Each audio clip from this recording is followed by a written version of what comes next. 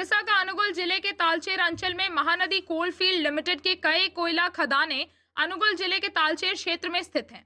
ओडिशा के पर्याप्त मात्रा में कोयले का उत्पादन और परिवहन करता है, जिससे सरकार के लिए राजस्व का एक बड़ा हिस्सा उत्पन्न होता है। यह केवल कोयला खदानों में काम करने वाले श्रमिकों के कारण ही संभव हो पाया है। हालांकि श्रमिकों की स्वास्थ्य देखभाल में लगे डॉक्टरों की मनमानी अब सभी को परेशान कर रही है और ऐसी शिकायतें आ रही हैं कि डॉक्टर मनमानी ढंग से कार्यालय में आ रहे हैं, अपनी ड्यूटी ठीक से नहीं कर रहे हैं और दवाइयां भी ढंग से उपलब्ध नहीं हैं। उन्हें मिल रही स्वास्थ्य सेवाओं की उपेक्षा और डॉक्टरों द्वारा कर्मचारियों के साथ दुर्व्यवहार के कारण पूरे क्षेत्र में आक्रोश फैलने लगा है।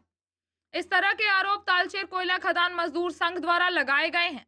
इस संबंध में अखिल भारतीय कोयला खदान मजदूर संघ के कार्यकारी अध्यक्ष रंजन बेहरा और तालचेर कोयला खदान मजदूर संघ के अध्यक्ष किशोर चंद्र प्रधान के नेतृत्व में संघ के सैकड़ों सदस्यों ने एकजुट होकर जगन्नाथ क्षेत्र दफ्तर के सामने 8 सूत्री मांग को लेकर धरना प्रदर्शन किया है।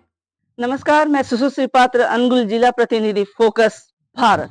किसी ने खूब कहा है, जी हाँ, डॉक्टर जब विनम्रता के साथ मुस्कुराकर बात करते हैं तो मरीज का आधा दुख दर्द बिना दवा के ही कम हो जाता है। लेकिन जी हाँ, लेकिन अगर किसी डॉक्टर का इसका विपरीत स्वभाव निकले तो क्या होगा? ऐसी ही कुछ शिकायतें तालचेर स्थित एमसीएल के कोयला खान में कार्यरत मजदूरों की ओर से सामने आया है। इसी मामले को मद्देनजर रखते हुए 8 सूत्री मांगों को लेकर धरना प्रदर्शन राष्ट्रहित, उद्योग हित, श्रमिक हित आदर्शों को साथ में लेकर चलने वाला राष्ट्रवादी ट्रेड यूनियन भारतीय मजदूर संघ सहबंधित तालचेर कोयला खान मजदूर संघ की ओर से किया गया है।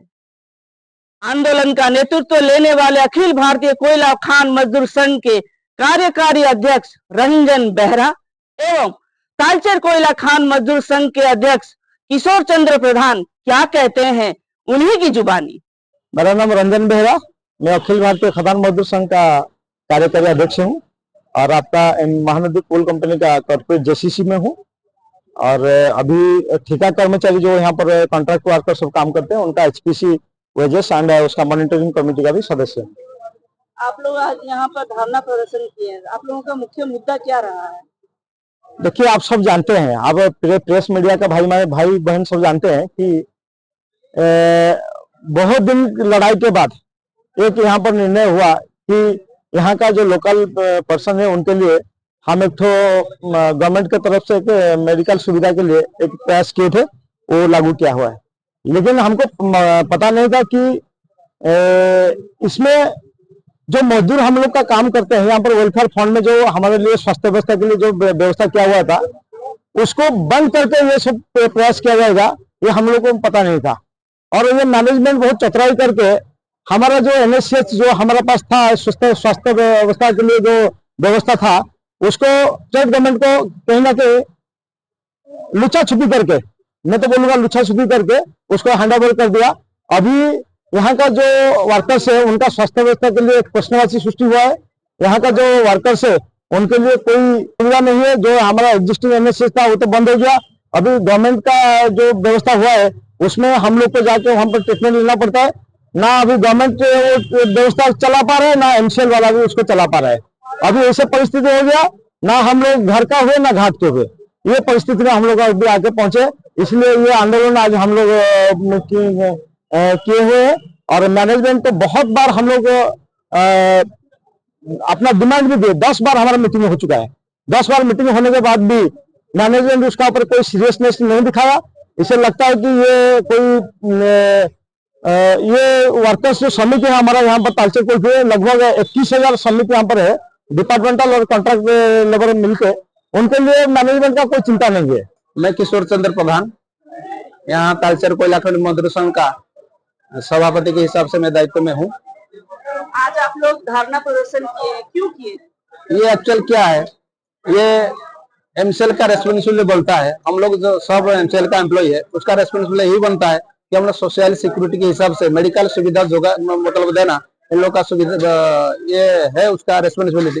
लेकिन बहुत दिन हो गया, पहले से ये एनएससीएच जो नेहरू शताब्दी सेंट्रल हॉस्पिटल ये हम लोग के लिए बनाया था, वो वेलफेयर फंड के हिसाब से, वो वेलफेयर फंड के वो बनाया हुआ है।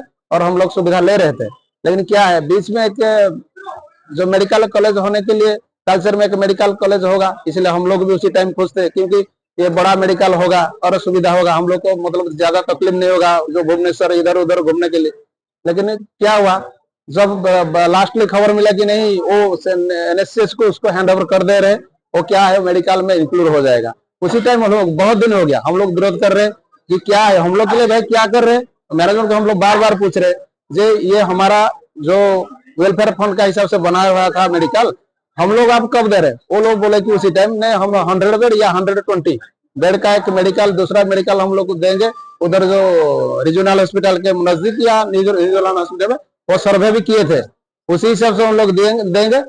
फिर ये गवर्नमेंट मेडिकल जो हस्तांतरण कर दिए, हम लोग जाते टाइम अभी भी हम लोग क्या है मेडिकल जनरल हिसाब से हम लोग ट्रीटमेंट हो रहे हैं। ट्रीटमेंट का बात छोड़िए, जो ट्रीटमेंट हो रहा है उधर हमको एक मेडिसिन भी नहीं मिलता है और बेड भी नहीं मिलता है, हम लोग का बेड भी नहीं है।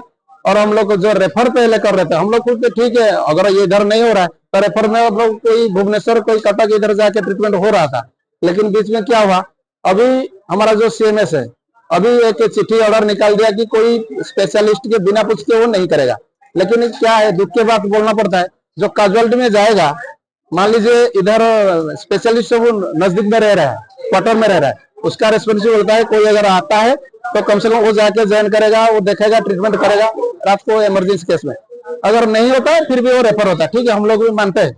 लेकिन क्या है, वो लोग नहीं आता है कि उधर वो जो जूनियर डॉक्टर रहता है उनको बोलता है कि तुम रेफर भाई नहीं कर पाओगे, तो कैसे चलेगा, वो इधर आदमी मरेगा। मान लीजिए उसका जो फोन कम्युनिकेशन में वो बोलेगा हमारा परमिशन लेना है, अगर वो फोन करेगा इधर फिर कोई सो जाएगा, कोई किधर जाएगा और टाइम जाएगा, इसीलिए वो आदमी मर जाएगा इधर, लेकिन रेफर होना पाएगा। इसलिए हम लोग का डिमांड यही है